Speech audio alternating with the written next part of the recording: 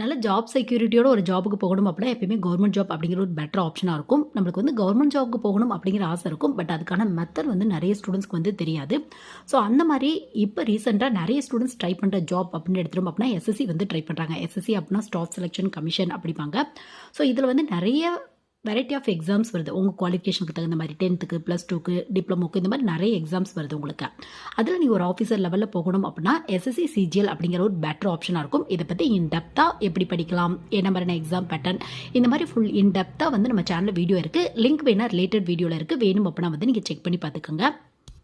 So இது கீழே posting பொறுத்தவரையும் பார்த்தோம் அப்படின்னா லெவல் பேஸில் இருக்கும் உங்களுக்கு வந்து அசிஸ்டன்ட் ஆடிட் ஆஃபீஸர்லேருந்து ஸ்டார்ட் பண்ணி அப்பர் டிவிஷன் கிளர்க்கு, அது மட்டும் இல்லாமல் சிபிஎன் டிபார்ட்மெண்ட்டில் இன்ஸ்பெக்டர், சப் இன்ஸ்பெக்டர், இந்த மாதிரி நிறைய வெரைட்டி ஆஃப் போஸ்டிங் இருக்கும் உங்களுக்கு.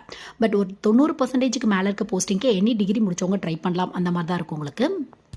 சேலரியும் நீங்கள் போகிற போஸ்டிங் பொறுத்து டிஃப்ரெண்ட்டாக இருக்கும்.